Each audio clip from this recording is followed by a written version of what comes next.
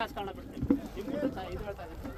ನಿಮ್ಮ ಮುಂದೆ ಏನಂತೀರಿ ಪ್ರಮಾಣ ಮಾಡ್ತೀನಿ ನಾನು ಅದು ಒಂದು ಅರ್ಜಿ ಬಿಟ್ಟರೆ ಬೇರೆ ಏನಾರ ಅಲ್ಲಿ ಡೆವಲಪ್ಮೆಂಟ್ ಮಾಡಬೇಡ್ರಿ ಮತ್ತೇನಾರ ಅಂತ ಬೇರೆ ಅರ್ಜಿ ಇದ್ರೆ ನೀವು ಬೇಕು ನನ್ನ ಗಮನಕ್ಕೆ ತರ್ರಿ ಎನಿ ಟೈಮ್ ನಾನು ರಾಜಕಾರಣಕ್ಕೆ ರಾಜೀನಾಮೆ ಕೊಡ್ತೀನಿ. ಆಯ್ತು ರೀ ಅಧ್ಯಕ್ಷ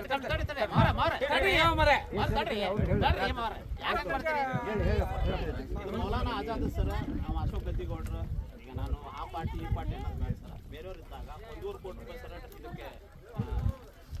ಬಿಲ್ಡಿಂಗ್ ರಿಪೇರಿ ಬಂದು ಸರ್ ಅದ್ರ ಹಗರಣ ಮಾಡಿದ್ದಾರೆ 5 ಕೋಟಿ ರೂಪಾಯಿ ಸರ್ ಜಿಲ್ಲಾದ್ಯಂತ ಒಬ್ಬರ ಗೌರ್ಮೆಂಟ್ ಇದ್ದಾಗ ಹೈಮಾಸ್ಕಿಸ್ ಬಂದಾವ ಸರ್ ಅದು ತಗೊಂಡೋಗಿ ಎಲ್ಲೆಲ್ಲ ಹಾಕಾವ ಸರ್.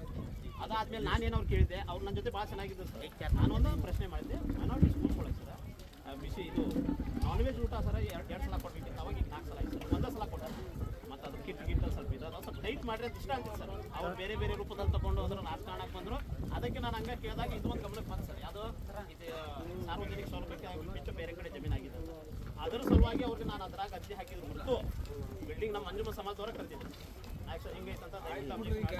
ಸರ್ ಕೇಳಿದ್ರೆ ಎಲ್ಲದ್ರಾಗ ನಾನು ಸರ್ ಡೆವಲಪ್ಮೆಂಟ್ ಕೆಲಸದಾಗ ನಾನು ಎಲ್ಲೂ ಅಬ್ಜೆಕ್ಷನ್ ಇಲ್ಲ ಸರ್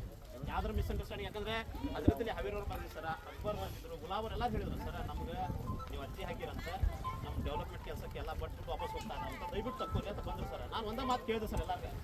ನೀವು ಕಾಲ್ ಬಿಡ್ತೀರಪ್ಪ ನೀವು ನಮ್ಮ ಫ್ರೆಂಡ್ಸೇ ನಾನು ಏನಾದ್ರು ಒಂದು ಅರ್ಜಿ ಹಾಕಿದರೆ ಅದನ್ನ ತಂದುಕೊಡ್ರಿ ಕೊಟ್ಟಿದ್ದು ಸರ್ ಅದಕ್ಕೆ ನಾನೇನು ಮಾಡಿದೆ ನಿಮ್ಗೊಂದು ಲೆಟರ್ ಕೊಟ್ಟೆ ಅದರಲ್ಲಿ ಹಾವೇರಿ ಇಲ್ಲ ಸರ್ ಕೇಳಿ ಸರ್ ಕೊಟ್ಟಿದ್ದೀನಿ ಇವ್ನು ಕೊಟ್ಟಿದ್ದು ಸರ್ ಇದಾರಲ್ಲ ಇದಾರ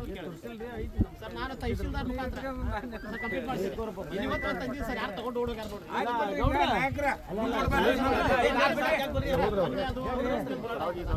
ಅವಾಗೂ ನೇರವಾಗಿ